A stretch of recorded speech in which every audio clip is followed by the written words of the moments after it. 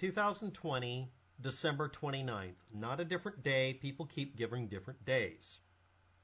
Two witnesses over a 1 mile or 2 mile section of the Leeward or West Oahu, Hawaii Island section. One of them is Misatina Sape at Halakala Avenue in Nankuli, who may have been looking southwest at 8:26 p.m. And if you're not aware of those locations, neither am I in this. Let's continue. Then there was Mora at Princess Kahuna Estates, Wahania, may have been looking south at 8:30, but that's not what actually happened.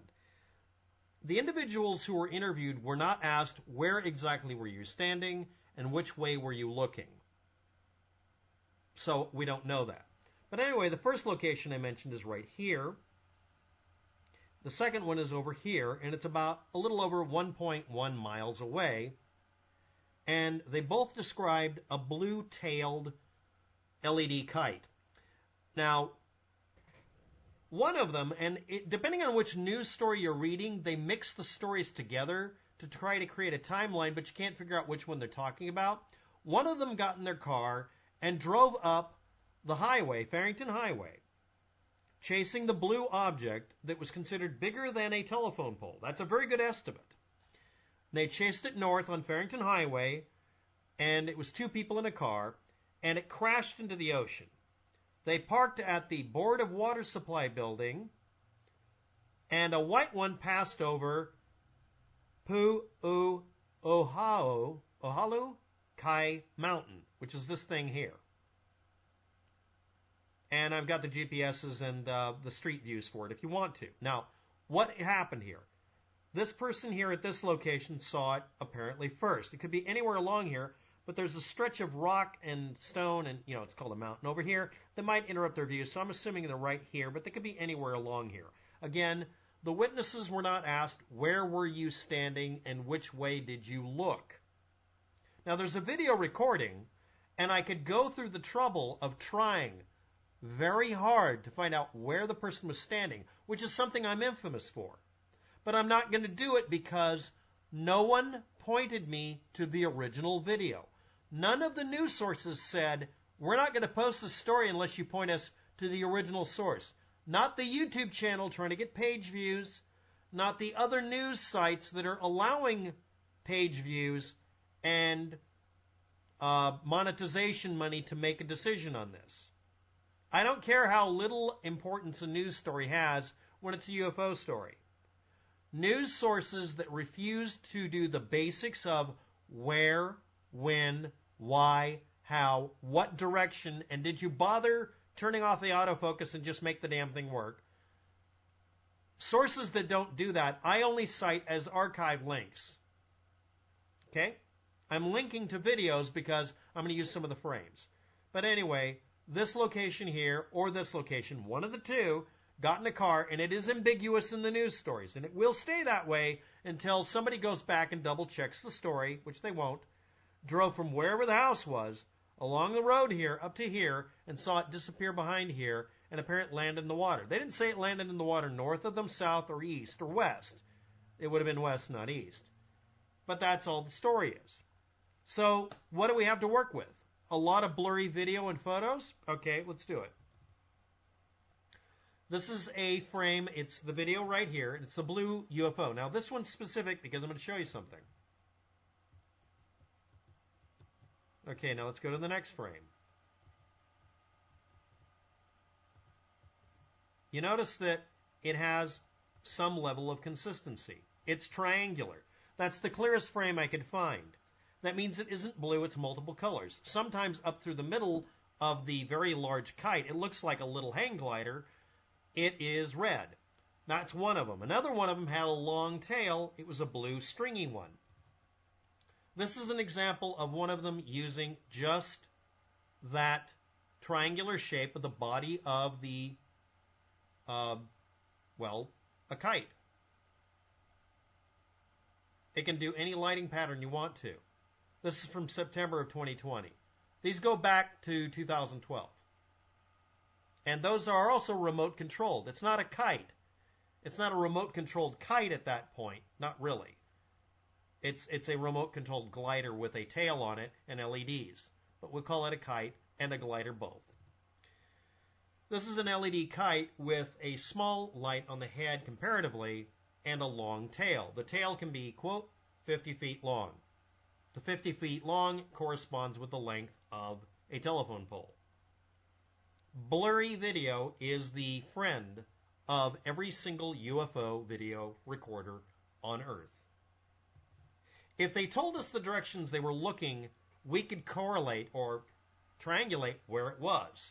They claimed it was moving very, very fast. If it was remote controlled and loose in the air, or if it was an LED kite that got loose but was still able to float, it would move with the air. You'd have to look up the airspeed that day. Again, I'm not going to look up the exact locations because the distances they have to go are either very, very short to be accurate on this end, or could be almost a mile long here and be very hard to determine. We were not told what direction the persons were looking, but I estimated the only view they could have to see the ocean would be looking south or southwest. Next, the only place you could really see the ocean is by that highway. All the other locations are interrupted by trees and houses. One of them got in the car from one of these locations, and again, the news sources almost went out of their way to get it mixed up, ended up here and seeing one of them, a white one, coming from quote-unquote the same location, which again they didn't really specify, and ended up falling on the other side of this, landing up here someplace. More than one person saw it, but it wasn't hundreds of reports. It was two sources from two locations originally that are cited. Everybody else seems to be being quiet about it. It was a remote control kite, which just means it's a drone, an LED drone with a tail, or an LED glider, or it was literally a kite, and that's all there is to it. The ones we're seeing in the really good close-ups, or the really poor ones, are the type that are kite shape. And yes, YouTube is screwing up on purpose right now. And now let's see it work again. Anyway, most of the video that you look up is going to be of the blue tail or of that kite shape, and it is shaky and blurry as hell.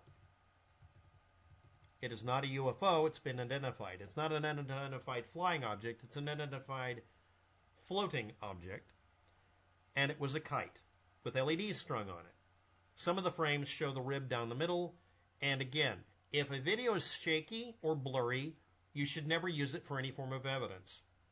Next, none, and I mean this absolutely, none of the sources cite the original unaltered raw video, because to do so would give me the information I need. And no, I'm not going to go find the exact locations the films were taken from to figure out the angle. I don't care. I'll do it when the following are met. Every news source, not just somebody posting it on my video, gives me the original video from December 29th from the two witnesses. Number one. Number two, only the source, not a narrative, not a discussion, not a link to somebody's blog, not a link to a news site trying to make money, not a YouTuber that says, oh, I have it and linked the description. The original source is the only source. We don't care about interpretations or opinions anywhere else, including this video. Next, if we could see the original video, we could determine some basic stuff. I'm going to waste everybody's time here, but not really.